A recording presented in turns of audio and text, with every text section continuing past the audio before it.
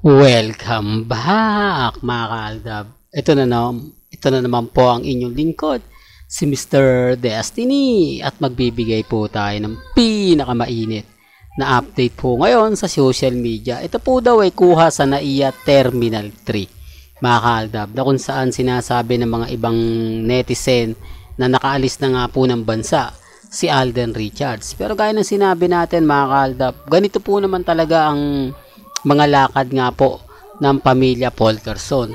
Hindi po talaga sila nagkakasabay-sabay. Marami tuloy nagtatanong na nauna na nga po si Mama Ten.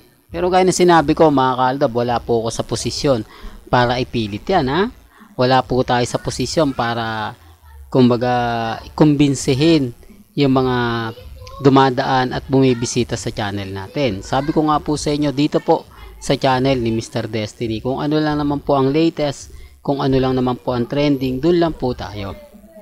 Huwag po kayong basta-basta maniniwala sa mga sinasabi at pahayag po ng iba. Ang importante lang naman po doon mga kaaldab, kung ano lang yung latest, kung ano lang po yung trending, di po ba? Sabi ko nga dito po sa channel ni Mr. Destiny, napakaraming update, napakaraming ganap, napakaraming kumbaga, alam nyo na, sabi ko nga po sa mga nagsasabi ng fake news tayo, lahat ng mga binabalita hindi totoo, okay lang po yan, normal lang po yun. Basta ako, masaya na po ako sa mga nababasa natin, masaya na po ako sa mga nakikita natin. Sa mga magsasabi, fake news ka, okay lang po yun. Di po ba? Ang importante lang naman po, kampante lang tayo. Ang importante lang naman po kung ano yung latest, kung ano yung trending, doon na po tayo. Sa mga dumadaan at bumibisita po sa channel natin, sa mga mami, sa mga tita, sa mga senyor, relax lang po kayo, maging kampante lang. Di po ba? Sa ngayon, bakasyon ni Alden Richards, syempre magbabakasyon din po yung mga mamis, mga titas, mga senyor. Po ba? Sabi ko nga po sa inyo, dito po sa mga dumadaan at bumibisita, yung mga hindi po naniniwala, okay lang naman po na sinasabi natin na hindi naman po talaga si Mengay. Wala naman pong problema, hindi naman po kami namimilit.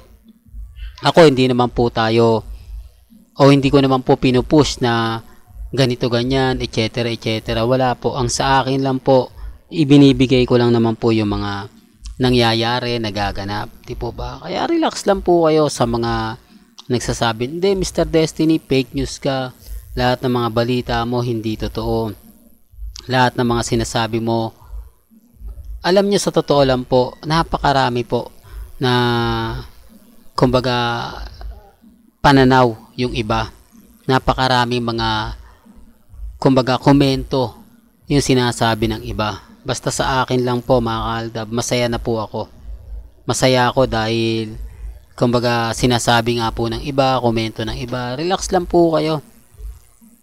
Di po ba? Sabi ko nga, dito po sa channel ni Mr. Destiny, ano man po yung mga nababasa ninyo, ano man po yung mga napapanood ninyo, napapakinggan po ninyo, pagdating po sa Aldab Nation, relax lang po kayo. Kampante lang po kayo.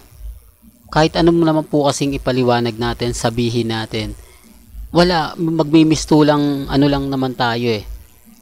Di po ba? Kaya nga po relax lang mga kaaldab, kampante. Sa mga nagpapakalat ng fake news, sa mga nagsasabi ng fake news, okay lang po yan.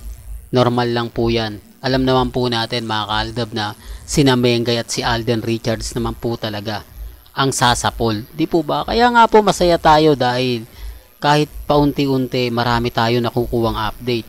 Kahit paunti-unti nakakakuha tayo ng mga impormasyong pumapabor at umaayon nga po sa mga sinasabi natin. Bagamat maraming nagsasabi na Mr. Destiny, totoo ba na ganito ganyan? Totoo ba na wala ng Aldab? Huwag po kayong basta-basta maniniwala. Tayo malakas pa rin. Kita nyo tayo po yung nagtitrending. Tayo po yung nagbabiral. Di po ba? Tapos ngayon, kita nyo yung update ni Alden Richards. Ito yung kagandahan po sa pamilya Polkerson.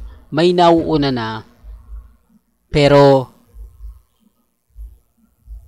yung iba ngayon lang magpo-post. Kaya nga po nagtatanong, nasaan kaya si Mama Ten? Sino kaya ang kasama ni Mama Ten? Di po ba? Kaya nga dito sa mga picture, mapapaisip po kayo eh.